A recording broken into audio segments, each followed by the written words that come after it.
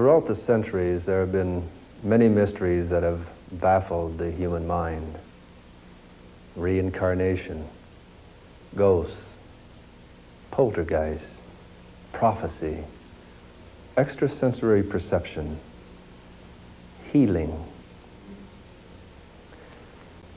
In this program, in our Mysteries of Time and Space series, we will explore the mystery of UFOs and extraterrestrial visitation. My name is Brad Steiger. I will serve as your guide to this mystery of time and space. One of the basic questions that any thinking man or woman eventually asks is, are we alone in the universe? And people of our generation have not been the first to ask such a question of the mighty expanse of the heavens above us. Unfortunately, far too often, humankind has reflected its own negativism, hostility, and aggressiveness by portraying possible alien visitors as monsters from outer space, intent upon doing our planet great menace and harm. Recently, when a wave of mysterious cattle mutilations began to sweep the western United States, several investigators concluded that occupants from UFOs had to be responsible. When creatures such as Bigfoot are sighted, they are often linked to UFOs.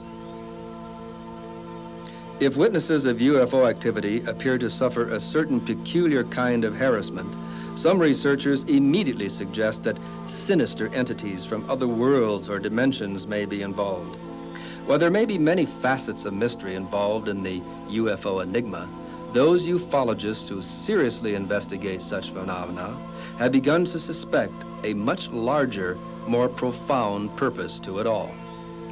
Although the newspapers in 1897 were filled with accounts of a strange airship that had perplexed thousands of eyewitnesses in the United States and overseas, and although it is quite likely that the UFO phenomenon has been with us ever since we became human, it was not until June 24th, 1947, with Kenneth Arnold's sighting near Mount Rainier, Washington, that the UFO mystery was reborn in modern times. For nearly 40 years now, the controversy over the UFO, its purpose, its place of origin, and the true nature of its involvement with Earth has continued to rage. Do they come from outer space? Perhaps from a neighboring planet such as Mars, or from farther away such as Andromeda, or the Pleiades. If the UFOnauts are extraterrestrials, then it appears that they have had Earth under surveillance for centuries, and that they have chosen to keep their principal activities secret for some undetermined reason. How long has Earth been under surveillance? This geode may hold a clue. On February 13, 1961, 3 rockhounds picked up a number of geodes in the Costco Mountains near Olancha, California. When they at last managed to saw a very stubborn geode in half, they found that it contained a perfectly circular section of hard ceramic with a 2-millimeter shaft of bright metal in its center. A trained geologist told them that the fossil incrustations on the outside were at least 500,000 years old. Whatever was on the inside of the nodule had to be a whole lot older. X-ray photos of the geode reveal an object definitely man-made. Sliced in two, we see a hexagonal metallic frame, a porcelain or ceramic insulator with a central metallic shaft. Elements which some researchers have suggested are the basic components of a spark plug or some electronic device over 500,000 years old. Certain ufologists have insisted that the UFO occupants are actually members of terrestrial Air Force units conducting top-secret military maneuvers with classified aerial vehicles. In the famous Socorro, New Mexico sighting by policeman Lonnie Zamora, the UFOnauts gave us a glimpse of an insignia on the side of their craft and drove the U.S. Air Force cryptographers crazy, trying to match it with a craft of the U.S. Navy, a foreign power, or some vast military-industrial complex. A closely related theory to the military secret hypothesis has the UFOs belonging to a secret society of scientists, alchemists, who centuries ago developed an advanced technology which they have managed to keep hidden in underground or undersea cities. And that theory is only one step away from the hypothesis that suggests that both the UFOs and their occupants are nothing more than holographic projections or elaborate special effects that are being created by some unknown agency for some ulterior and as yet undetermined motive. A rather popular theory maintains that the UFOnauts may be our descendants from the future, actually studying us by using our present, their past, as a living historical museum.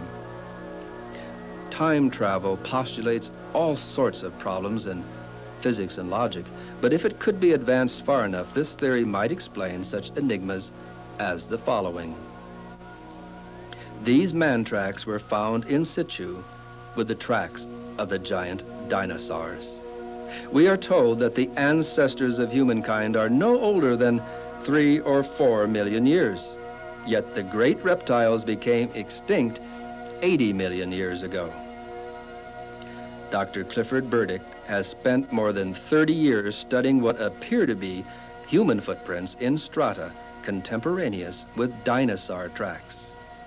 In 1975, Dr. Stanley Rhine of the University of New Mexico announced his discovery of human-like tracks in strata indicative of 40 million years old. Did time travelers from our future leave these tracks as they visited our mutual past in the time machines that we call UFOs? Or did that surveillance, of which we spoke earlier, begin millions of years ago? A related hypothesis states that the UFO entities come not from some other physical world, but rather from an adjacent space-time continuum. In other words, the UFOs actually coexist with us on Earth, but on another vibrational level.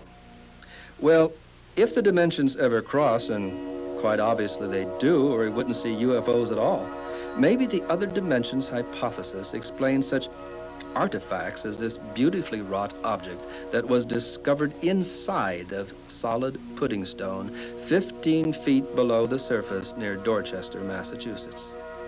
The bell-shaped vessel is 4.5 inches high, 6.5 inches at the base, 2.5 inches at the top, and about 1/8 of an inch thick.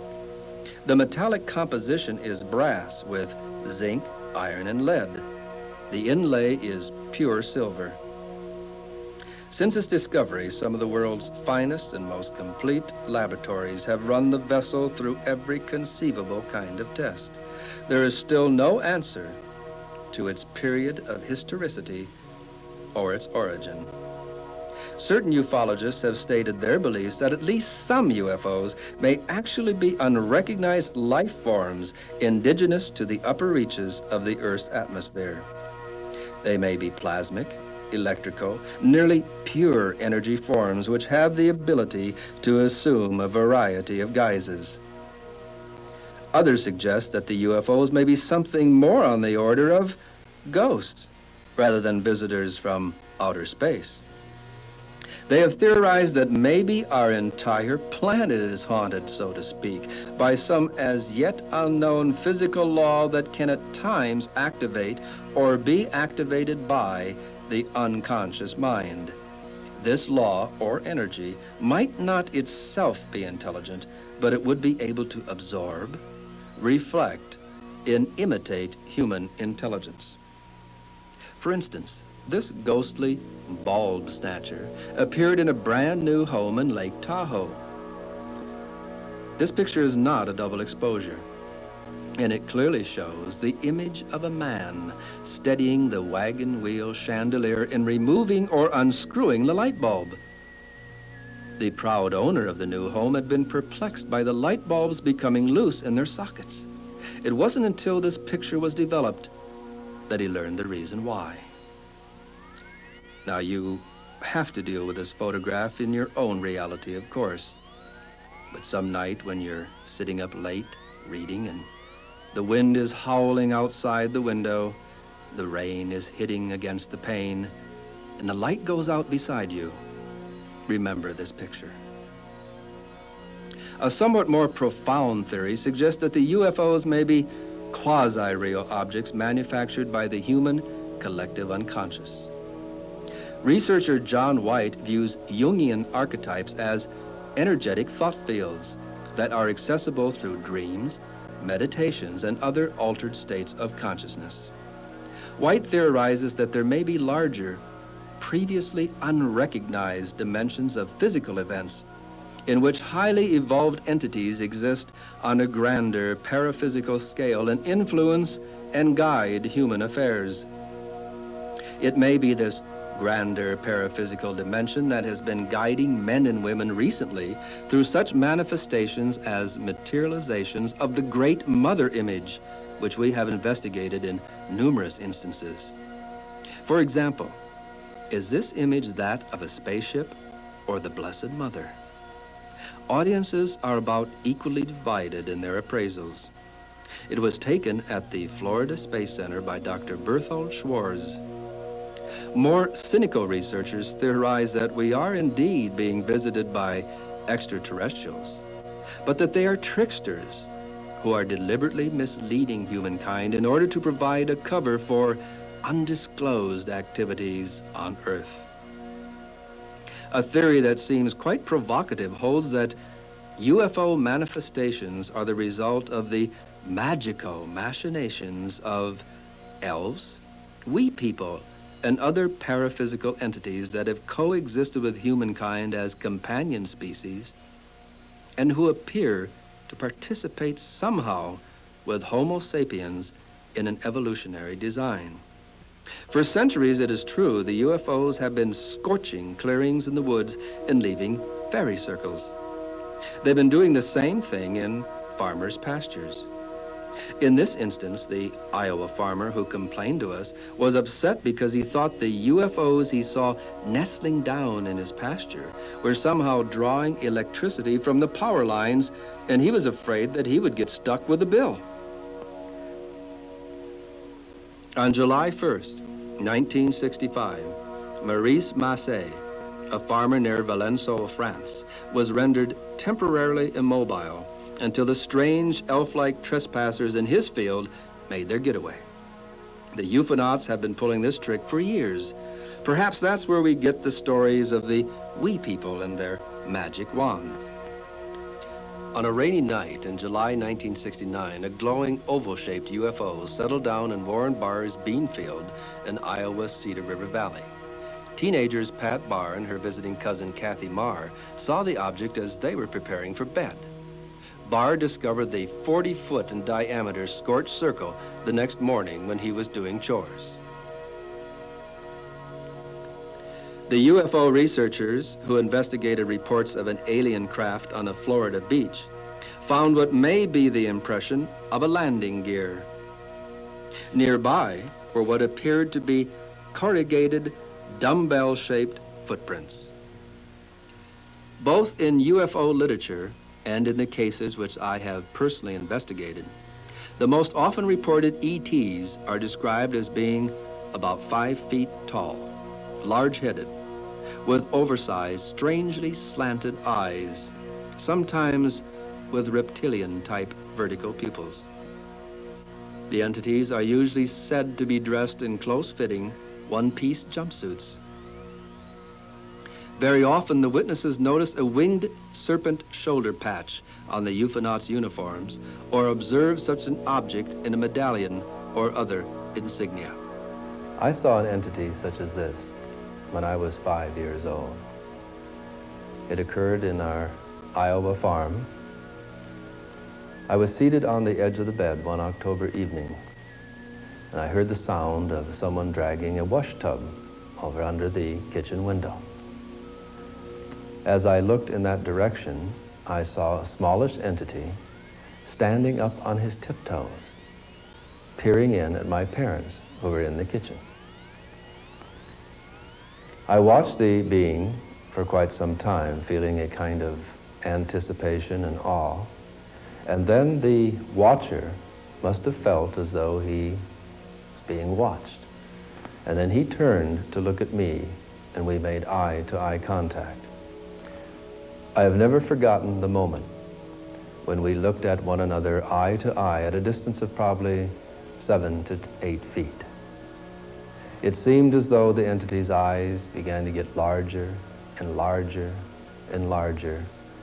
And I became very tranquil, very much at peace, and then I knew nothing else until I awakened the next morning. This is the way Patrolman Herb Shermer sketched the UFO occupants he encountered outside of Ashland, Nebraska, shortly after midnight on December 3rd, 1967. They were from 4.5 to 5.5 feet tall, Shermer told us. Their uniforms were silver gray, very shiny. Their suits came up around their heads like a pilot's cap. On the right side of their helmets, they had a small antenna just above where the ear would be. Their chests were bigger than ours. They were built very wiry and muscular. Their eyes were the one thing that I will never forget. The pupil went up and down like a slit. When they looked at me, they stared straight into my eyes. They didn't blink. It was real uncomfortable.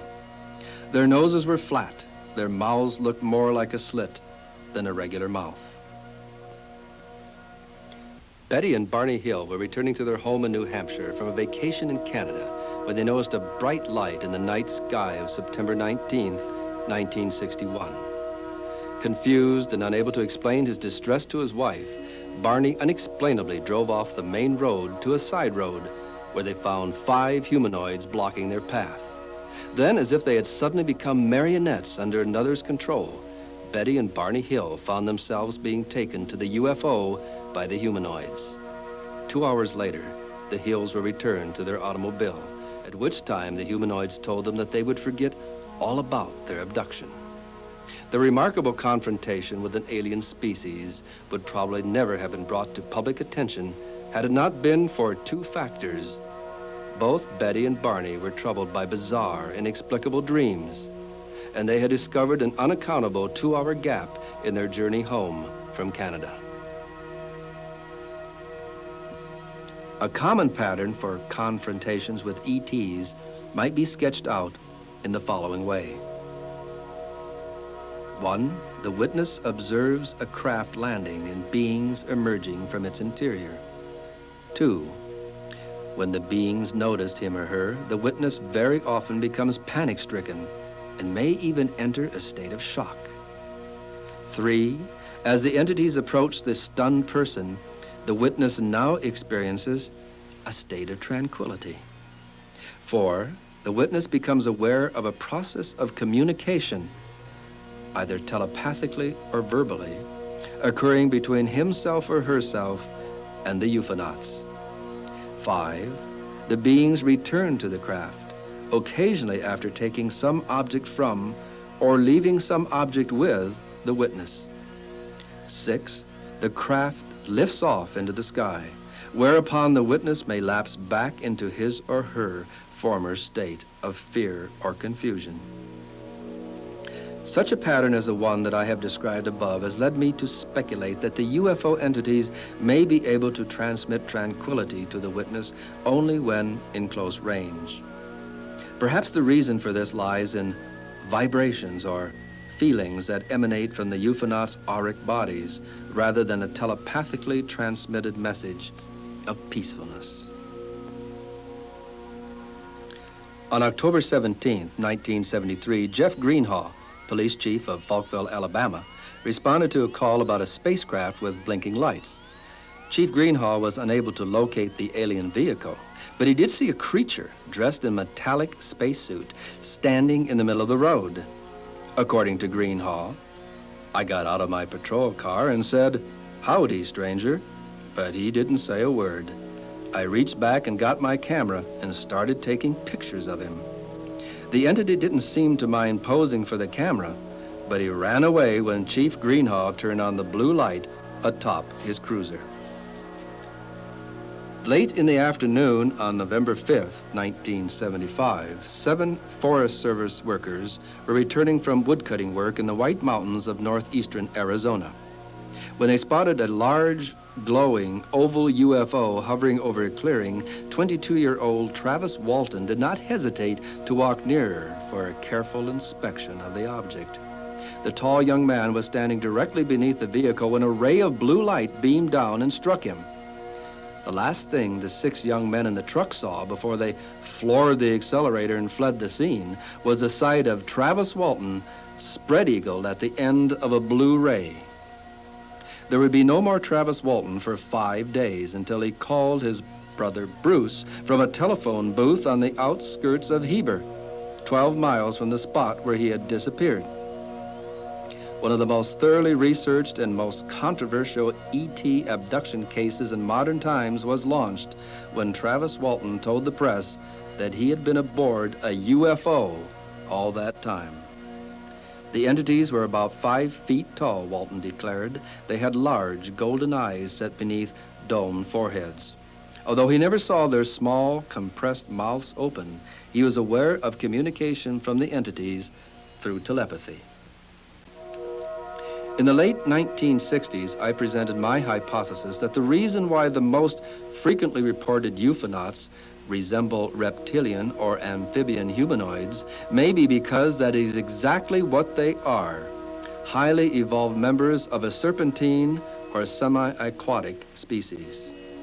A provocative theory is that the dinosaurs didn't really vanish, they evolved into a humanoid culture that eventually ran its course or was destroyed in an Atlantis-type catastrophe, perhaps just after they had begun exploring extraterrestrial frontiers.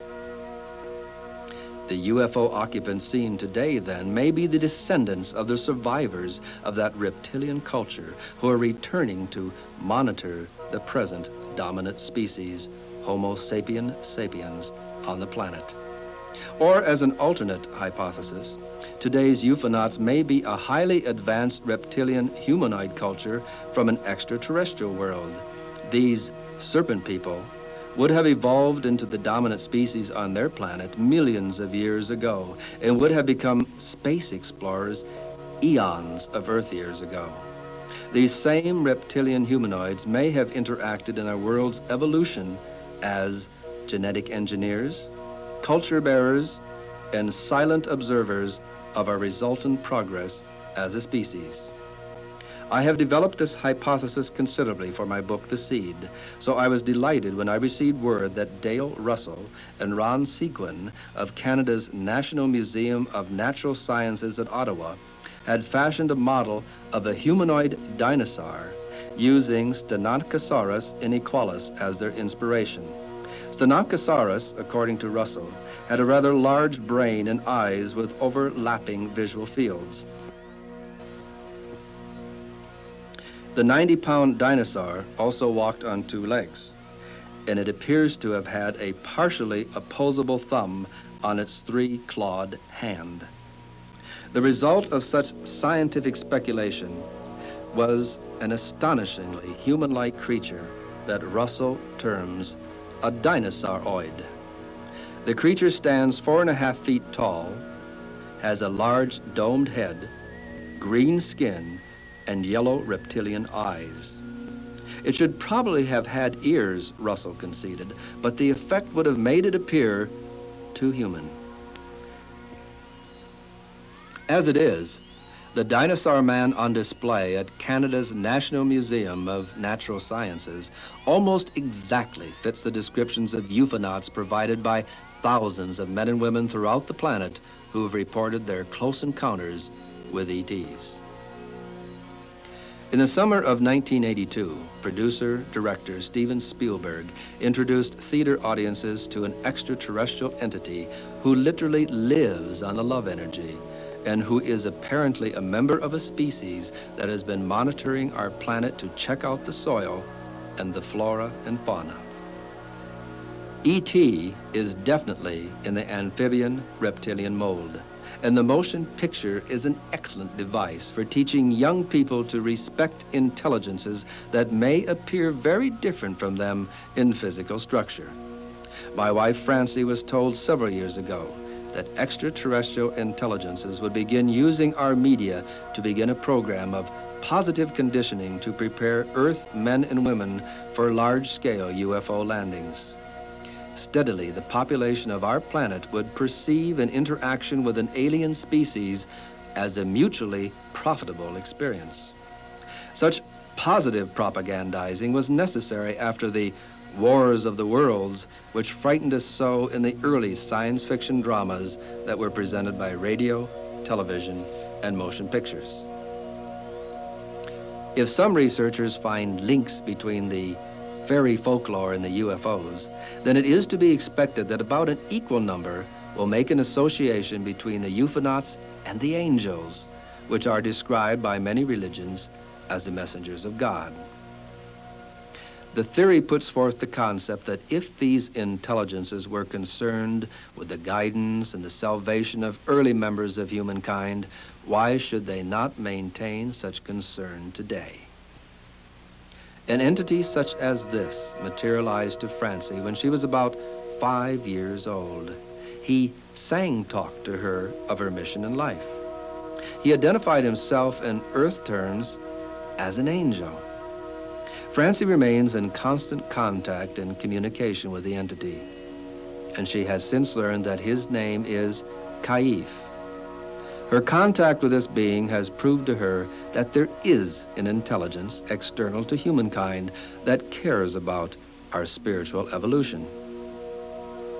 UFO researcher Hayden Hughes arranged for Francie to be tested by science's most sophisticated new instrument for assessing the truth of anyone's claims, the Psychological Stress Evaluator, the PSE. Developed by 2 colonels in military security, the PSE detects any stress-related tremors in the involuntary muscles triggered by the subconscious mind. In every instance tested, one of the nation's foremost PSE analysts declared that Francie was telling the truth about her experiences with the multi-dimensional beings that interact with her. Surely the sons of God, who are referred to in the Bible, may have been checking in on this developing planet for hundreds of millions of Earth years, almost as if they were tending a garden.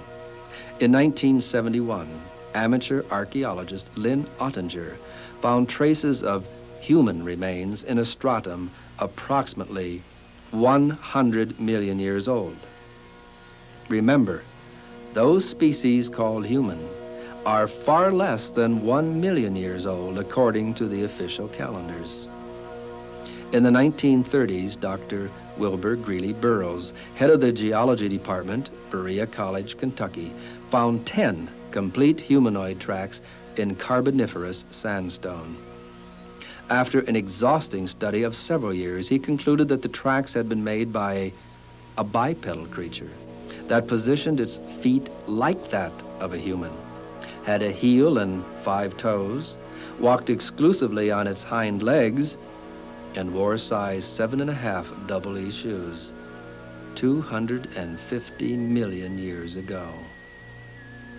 On June 1st, 1968, William Meister discovered what appears to be a fossilized human sandal print in a Cambrian limestone formation near Antelope Springs, Utah. Overall, the print is 10.5 inches, 3.5 inches wide at the sole, 3 inches at the heel. The sandal is well worn on the right heel. The heel is indented about 1/8 of an inch more than the sole, indicating a characteristic and natural distribution of weight. Look at the object that has been mashed by the heel. It is a trilobite, the earliest fossil life form known to science. If this is truly a sandal print with a trilobite in its heel, found in Cambrian limestone of the Paleozoic era, it would have to be 500 million years old. Some investigators believe that the UFOs offer us yet another piece of evidence that at some level of the universe, we are all interconnected to each other and to other organisms and to other levels of consciousness in other worlds and in other dimensions. The existence of the UFO appears to prove that time, space, mass are not as confining as we have previously believed. The reality of the UFO seems to demonstrate that there are more dimensions than the physical time-space frame with which we are familiar. The truth of the UFO tells us once again that they are energies circulating on Earth and throughout the cosmos that, if properly balanced, can cause manifestations of great spiritual experiences and physical abilities. All physical considerations aside, the UFO is providing contemporary humankind with a vital, living, mythological symbol which communicates directly to the essential self, bypassing the brain, evading acculturation, and manipulating historical conditioning. The UFO may serve humankind as a transformative symbol that will unite our species as one spiritual organism, functioning through members who, though separate in space, are yet one in being and belief. But certainly the UFO is more than a symbol. It is physical enough to show up on radar, such as on this one that belongs to the Weather Bureau in Wichita, Kansas, or on Air Force radar. Note the interesting grouped formation of the UFOs. Here we are a few minutes later, watching the squad of UFOs seemingly expanding and contracting. In this photograph, a UFO, in the upper right, visits our base at Guantanamo Bay in Cuba. Here, UFOs check in for an inspection of the Coast Guard facility at Salem, Massachusetts.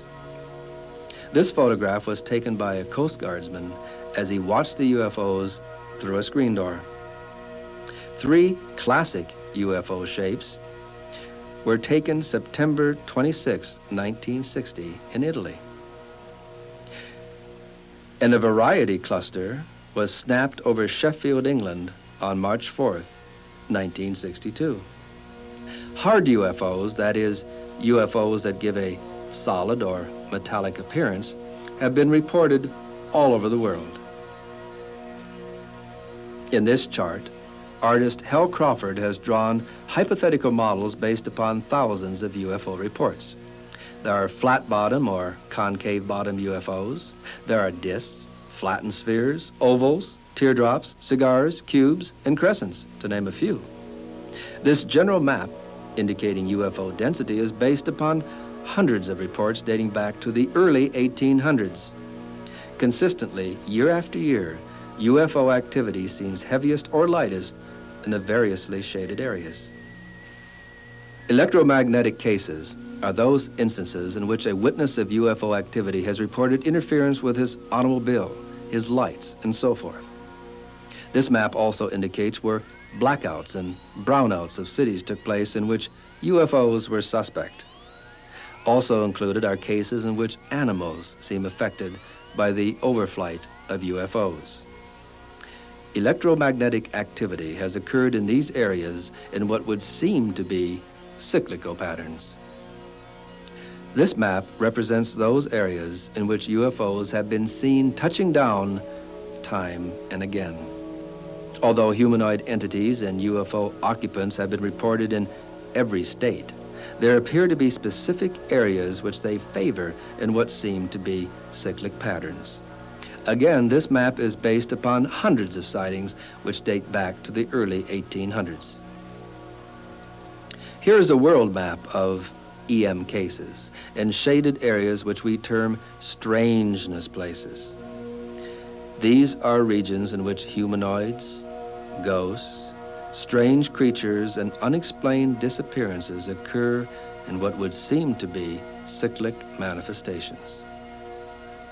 Over 20 years of research has led me to the conclusion that some external force or intelligence has interacted with humankind throughout history in an effort to learn more about us, or in an effort to communicate certain basic truths to our species.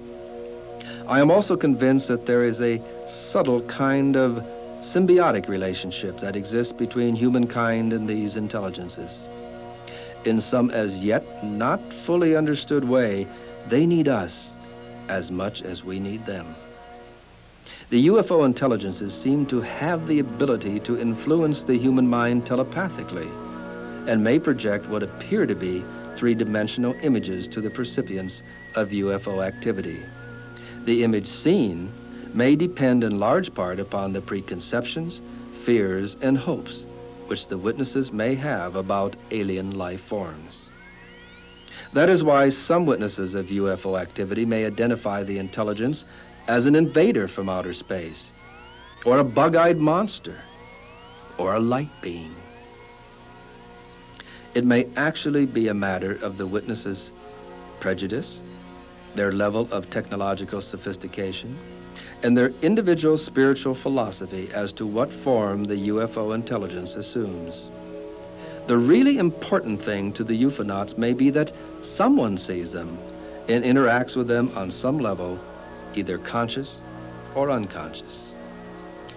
In 1968, while conducting a worldwide study of psychically talented men and women in an effort to determine a pattern profile for those people who demonstrate ESP, I discovered a number of individuals who seemed to have been programmed to serve as guides through the times of change and transition which many believe lie ahead for humankind. These men and women appeared to be responding to some kind of timed release mechanism within them. It was as if DNA nuclei were literally exploding inside their psyches, reminding them of an extraterrestrial ancestry and a responsibility toward the people of this planet.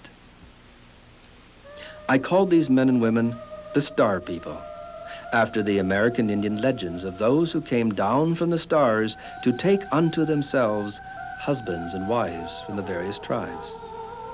Such accounts are recorded on petroglyphs and in the oral tradition of many Native American people. And I recognize the similarity of these tales to the verses in Genesis, which refer to the sons of God coming to the daughters of humankind and producing infants, which later became mighty men and women of great renown, giants in the earth. The pattern profile of the Star People indicates an unusual visitation from a humanoid being, an angel, or a glowing white light around the Angel 5.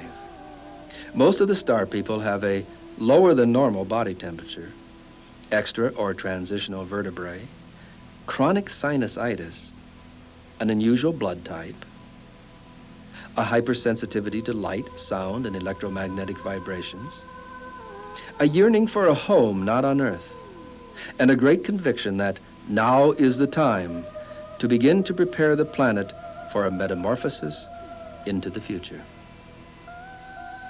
When I met Francie, I not only discovered someone who fit nearly all of the many items on the pattern profile, but one who had isolated other elements which she could add to my list. Perhaps most importantly, she had maintained a close contact with the entity who had visited her when she was 5, and she could provide answers to my questions of why the E.T.s had visited our planet so long ago.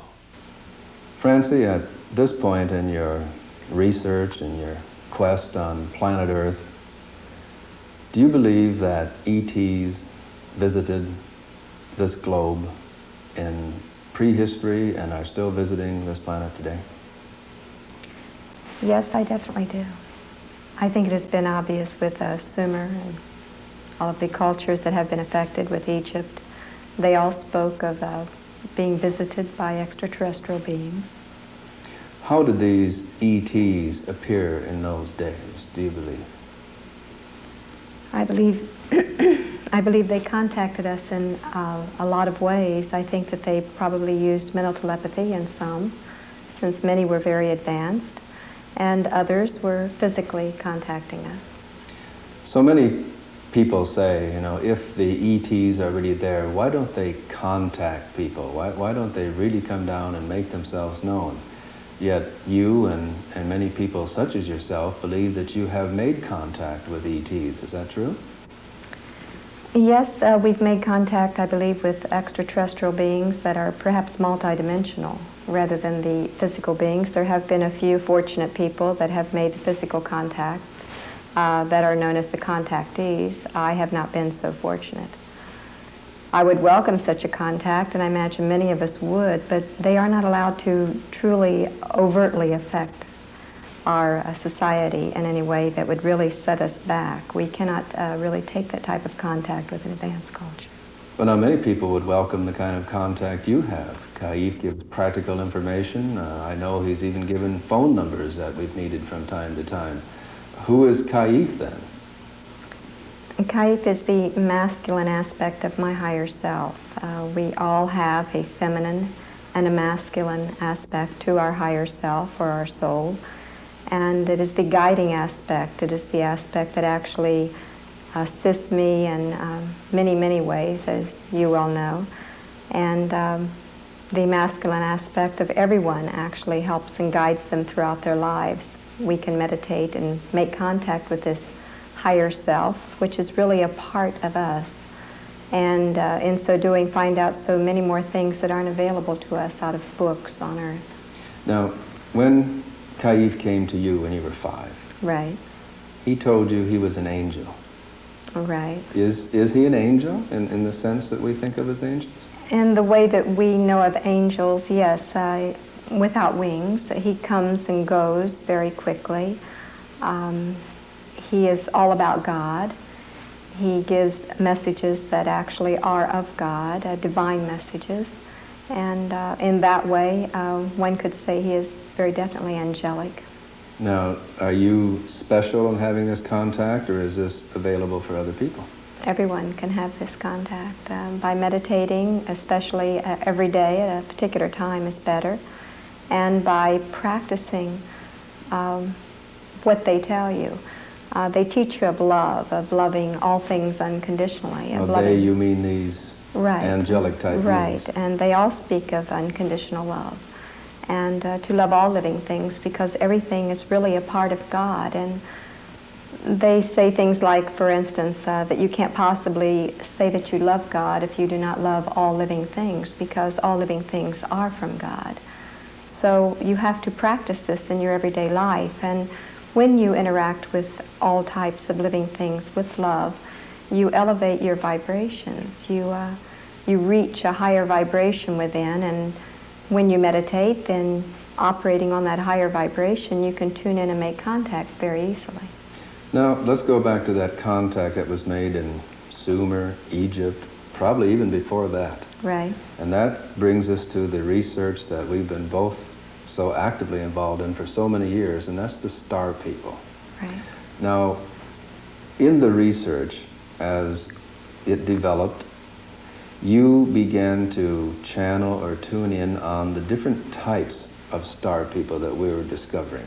At this point in the research, how do you define the different types or levels or degrees? I don't know what word I'm looking for here, but how would you define the types of star people at this point? Well, there are two types of helpers on Earth, the seeds, and both are star people, but we call them the seeds and the helpers.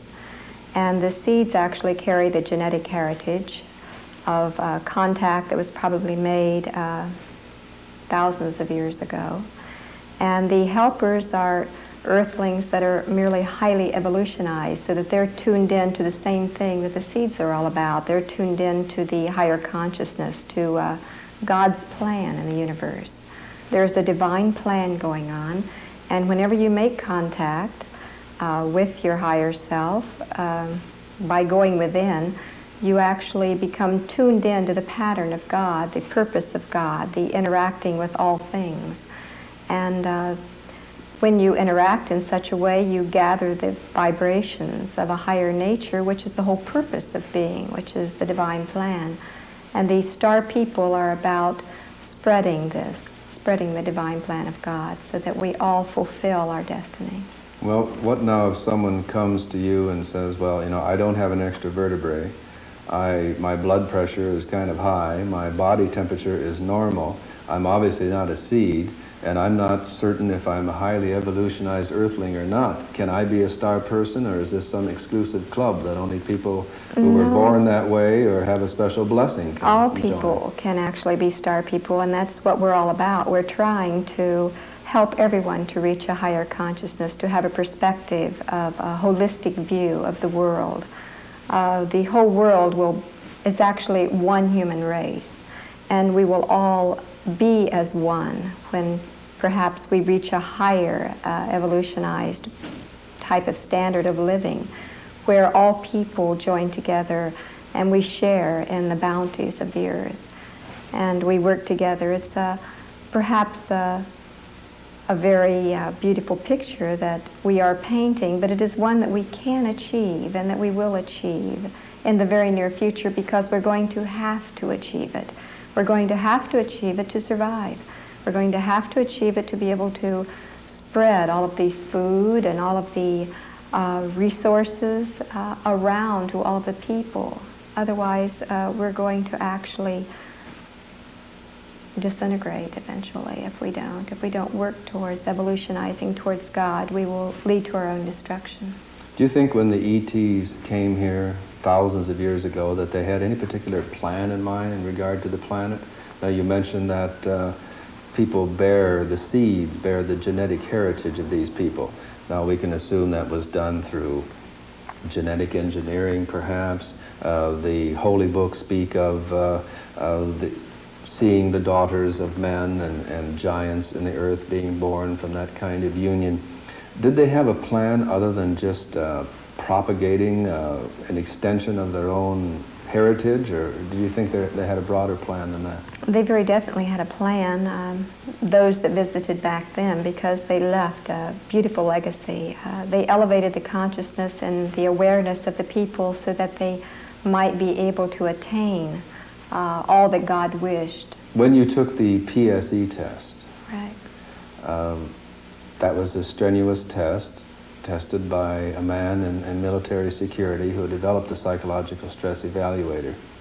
And in that test, you spoke of going to outer space, or going out into space. Right. And they indicated that you were telling the truth.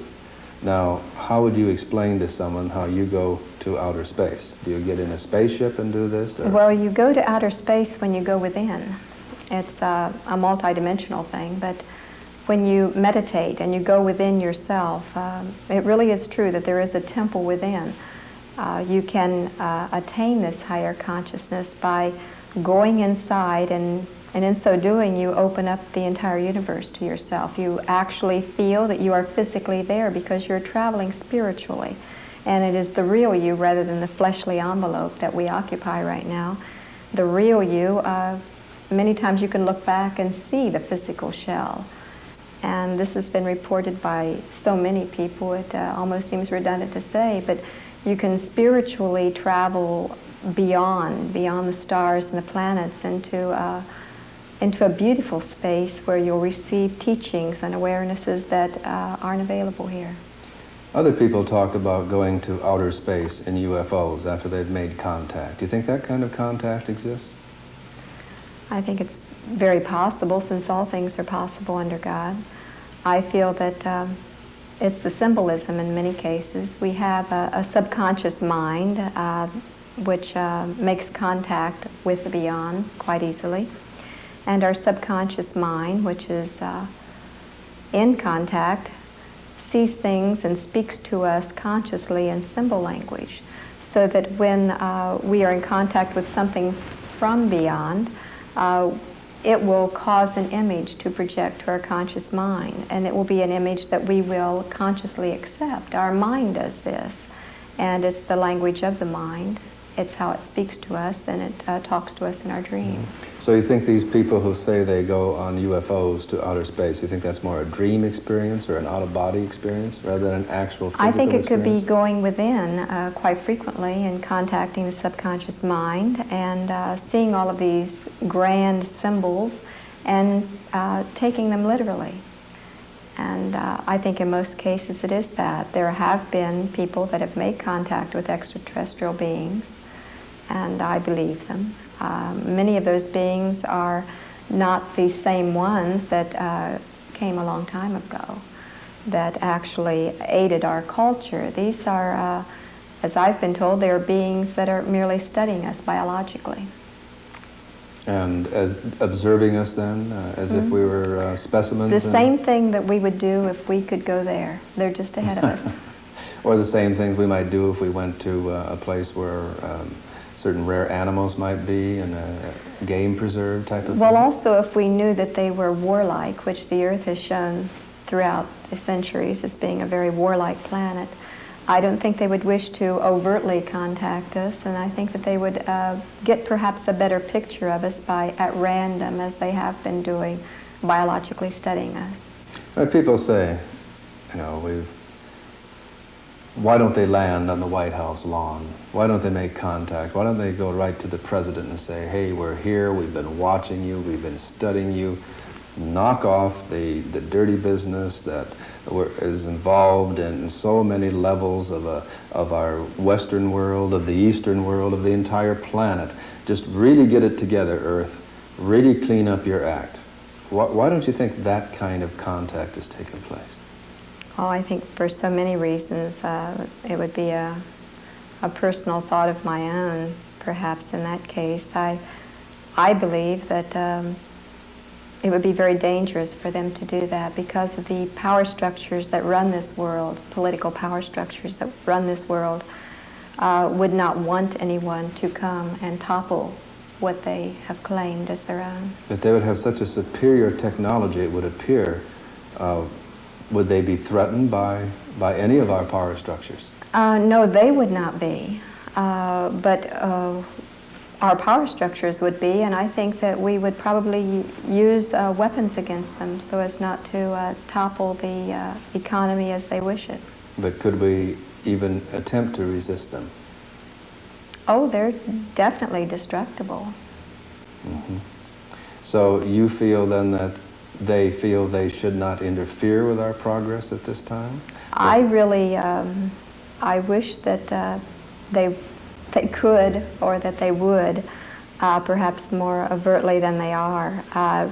They're doing it the only way that they can at this time. They're entering into the psyches of our culture, and they're affecting us through our media, through our entertainment, through a lot of people think that it's their own idea, for instance, that it was a hunch they got and they created a play or a particular scene. But all of our creative abilities actually are affected by higher intelligences from beyond.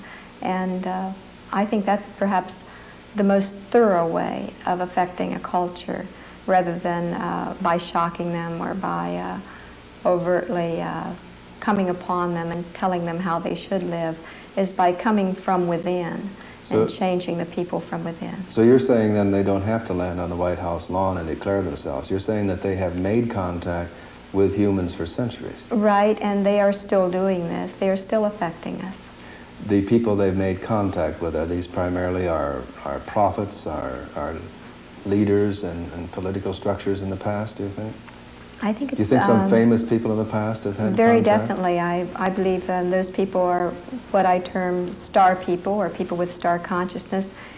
Any person, any people that actually leads other human beings to higher awareness, that uses their energy, their electromagnetic energy within, and serves humanity with that energy within by reflecting God in what they do.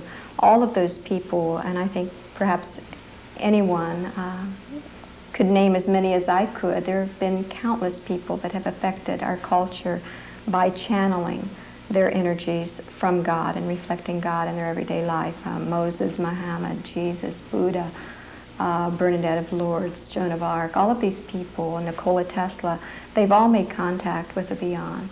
And they've all affected us. Did they make contact with E.T.s or with these multidimensional beings? Well, the E.T.s are more progressed than we are, and they've evolutionized to a higher state of being. But they're physical. They're physical. As we are. And they have become very aware of their multidimensional heritage, of their soul, of their higher self, of their purpose in being, of God. Mm-hmm. And therefore, they are in the same vein as the multidimensional beings, or as our soul, or as God. So I feel like it is really a multi-dimensional educational system that's actually been perpetrated upon Earth for countless years now. Do you think that the early humans in Earth's prehistory, when they were confronted by or confronted aliens, E.T.s, that they may have thought they were gods or angels? Is that what led to some of the legends and folklore? It must have been what it was, because of their descriptions. Like Sumer described them as fishmen, and how they walked across the water from their star, and how they taught them language, the written language, the cuneiform language. And the first word that man wrote in Sumer was star, and talked all about these star people that came from the star. So I think that all of the cultures spoke of this and thought of them in perhaps their own, just as we would today, in their own understanding, whether they called them angels or star people or whatever. It was in their own language. Now, many people fear, and still fear, a war of the worlds. Many people feel that if E.T.s, aliens, come from another world, that they are here to do us harm, to enslave us, to take our world away from us. Do you think there's any danger of that? No, I really don't think that they would want it. So I don't feel there's any danger in them taking our world away. I feel that where they come from is far more advanced than our culture. I think they really just wish to aid us in raising our own awareness, and the only way that they can, because they're living their life and they must permit us to live ours, and just try to help us along. You feel then that they're guiding us, perhaps giving us examples rather than planning to interfere and pull us into the future against our will, so to speak? Well, they're making us want to go into the future, those people that are aware enough to be able to walk towards the future. There are other people that, no, I don't quite know what you're asking. Okay, let's turn the question around a bit. Let's say, okay, let's turn the question around. Okay. What level do you think our population is at this time toward accepting alien contact? Let's say that the aliens did land. Let's say that the aliens approached a group of men and women in certain structures of our society and said, "We are from another world, take us to your leader." How do you feel that the average person in the Western world, we'll limit it, would react to alien contact? Well, I think after the Spielberg movies, a lot of people would probably be a lot more accepting of extraterrestrial contact. I feel that he has done a great deal to make us ready for this. Do you feel then that people would be more accepting, or do you feel that there would still be those who would get their shotguns and try to drive the aliens back to whichever planet they may have come from? Well, if you go into the backwoods of many places in the United States, where one is an alien, even though they're a United States citizen, someone can still get their shotgun and chase you away. There's always those people. But do you think the average technological sophistication has risen enough so that there would be a more friendly approach on the part of the average person, a more aware approach toward an alien?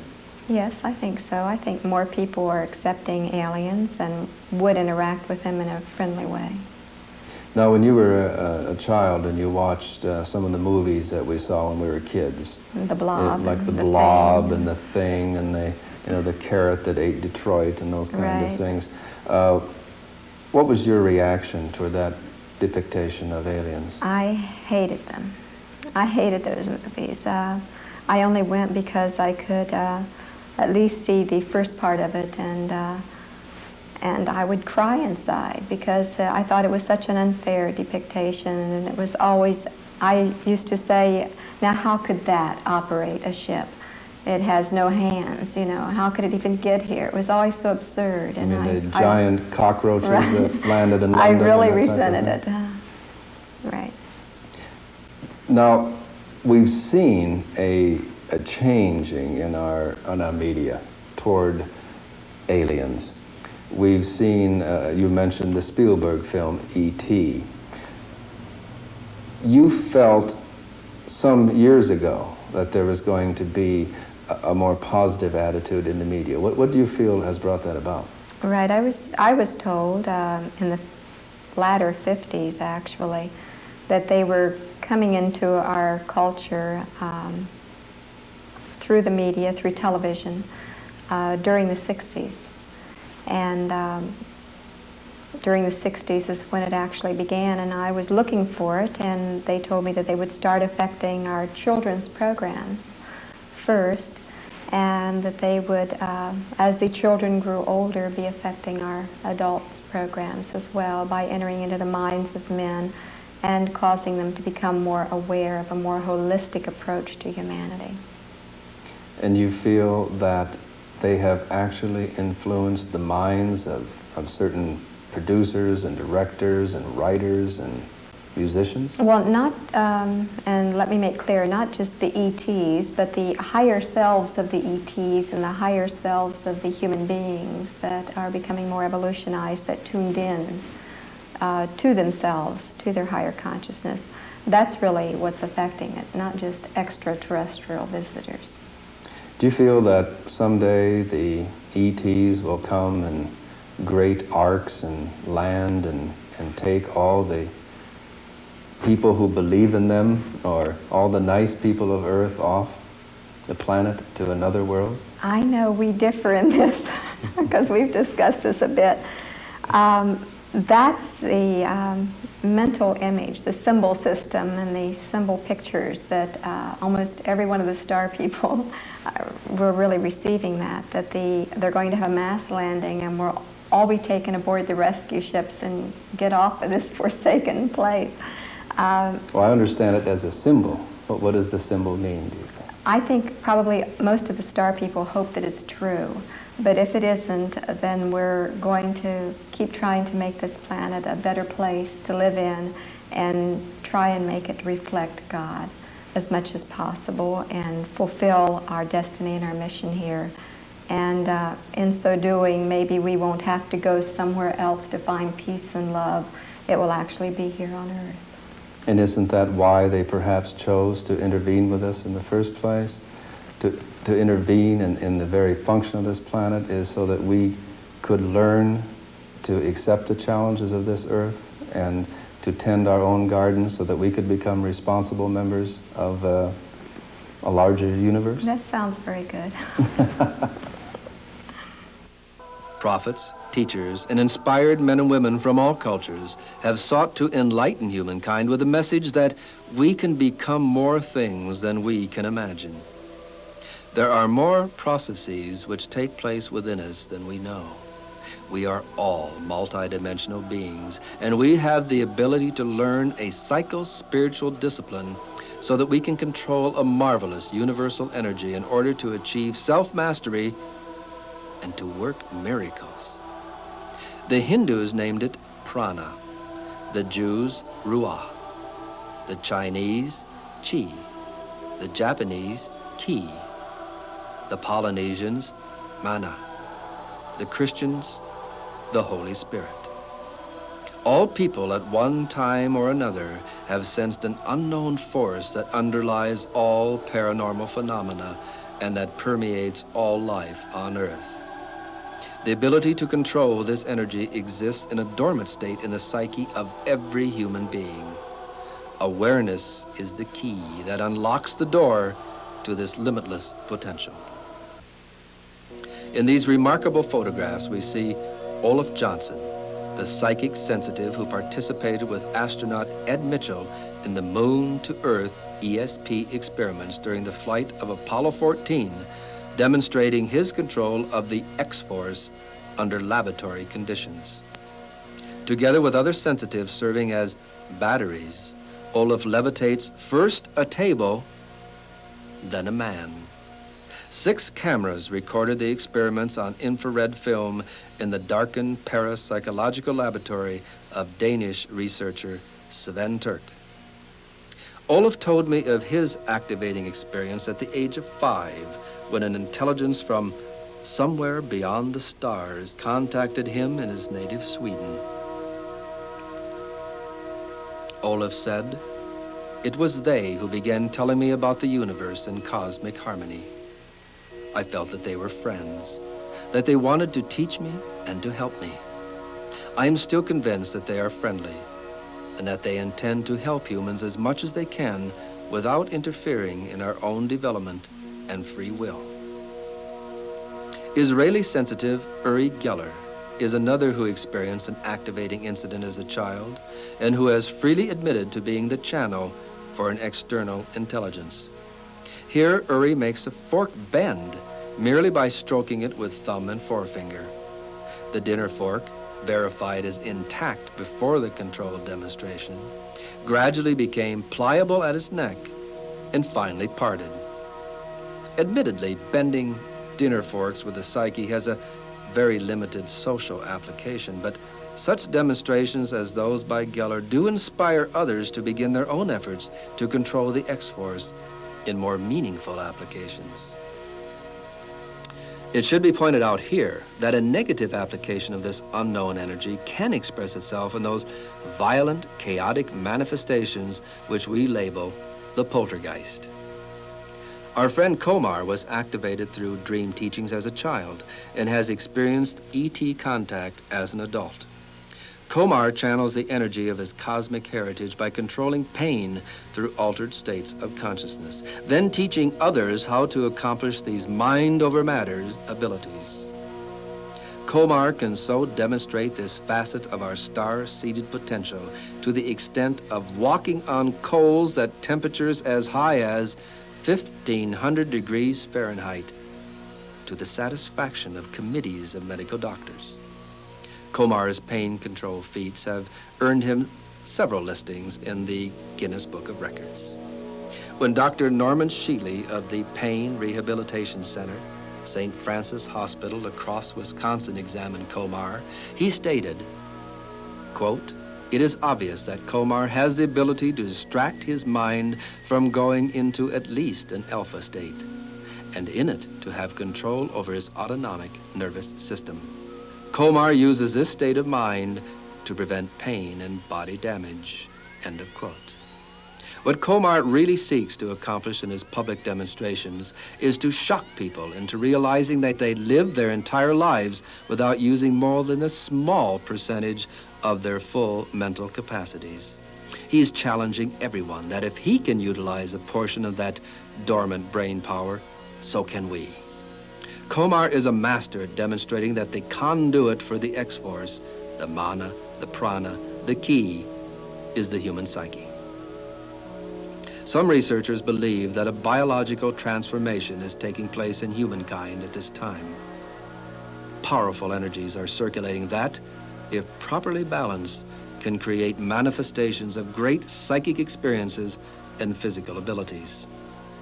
Some men and women can interact with the X-Force and use it to locate water, oil, precious metals, or lost persons.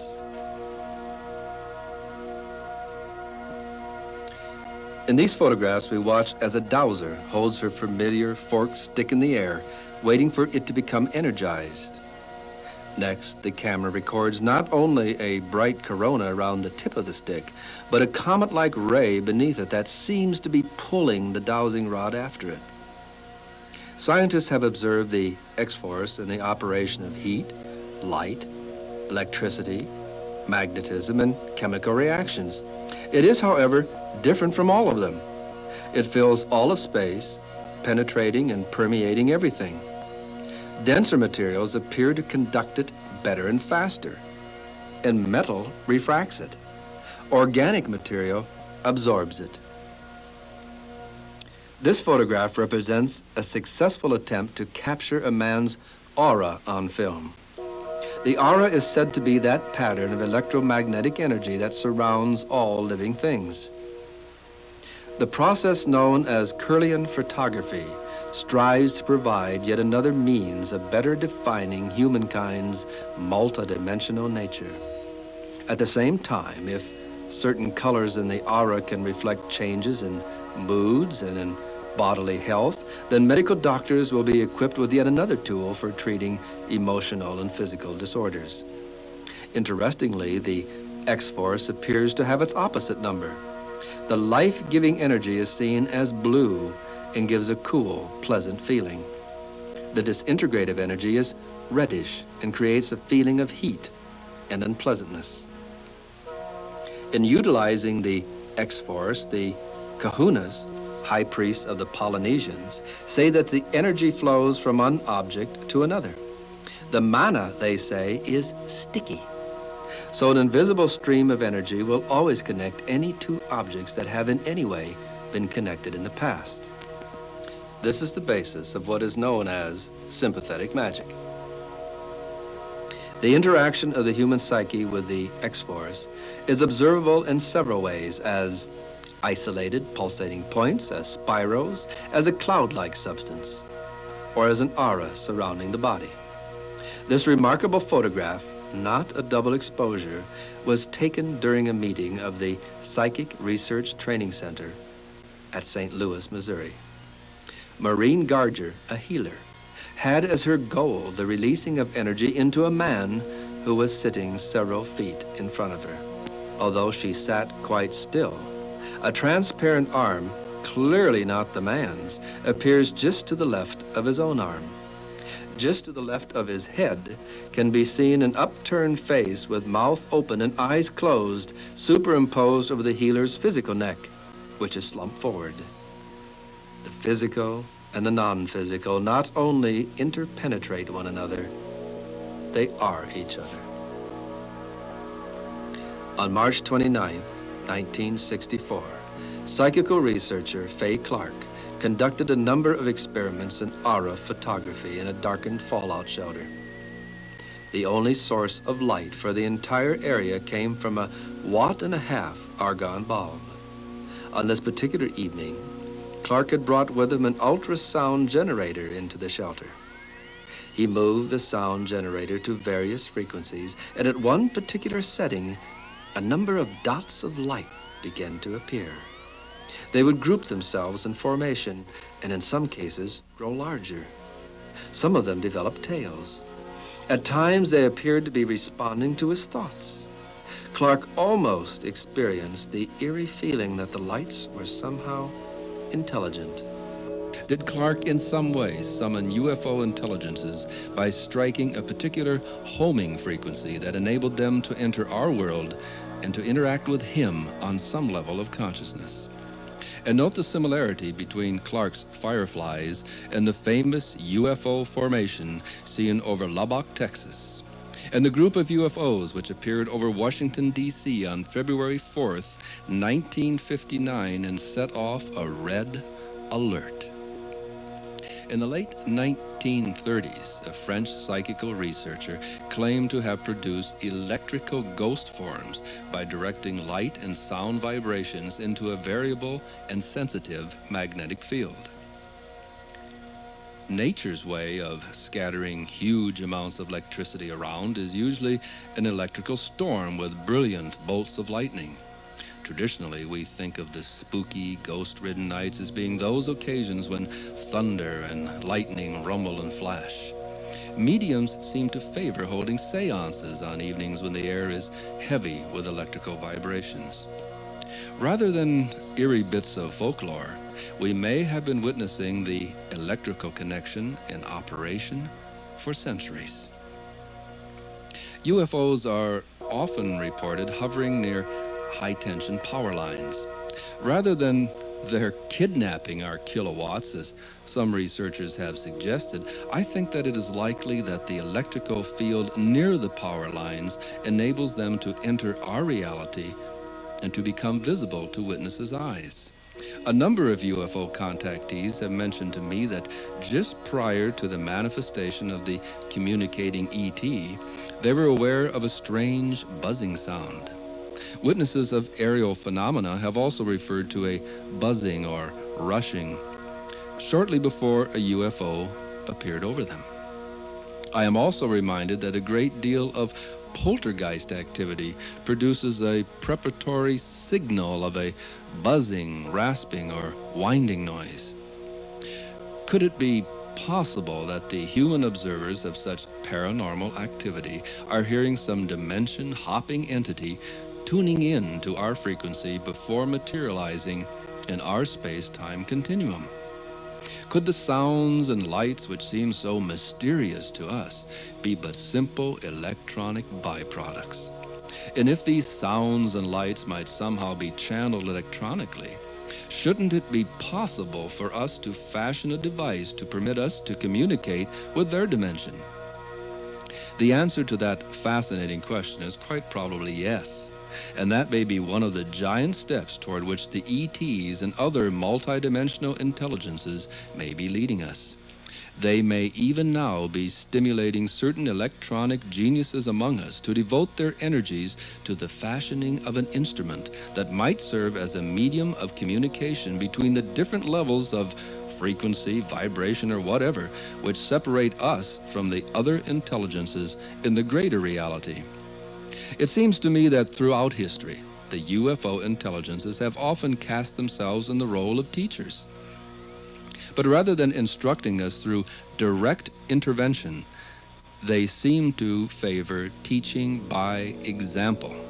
They have done this before by demonstrating the possibility of air flight, radio communication, television, and a host of other technological developments that humankind once considered impossible. At this moment in our scientific progression, the UFO intelligences may be demonstrating the possibility of dematerialization and rematerialization. Perhaps they are showing us that with a particular electronic device at our command, we would simply tune in to one another rather than only randomly catching each other unaware. If we may theorize that there is but one life force and a common collective unconscious for our species, then in the larger sense, any contact with multidimensional intelligences or ETs becomes part of the common experience of all humankind. There is a new age dawning, and each of us must be prepared to become an integral part of it. Man and woman must come together as plus and minus, positive and negative, balancing their polarities, blending their energies, becoming as one in mission and purpose. For the evolutionary goal of 20th century humankind is the transcendence of our species. Right now, a child is being born, and it is emerging humankind. Our eyes and our ears are just beginning to open. Our nervous system is just beginning to coordinate. When we fully realize that humankind is a transitional species, literally the link between the animal and the angel, we will be forced into the universe. With understanding, with love, we may progress out of our old physical limitations and rise into a higher realm that is ours by right of our cosmic inheritance. Through this spiritual catharsis of dreams, visions, and inspirations, together with the guidance of multidimensional beings and ETs, each man and each woman may attain starbirth into the universe.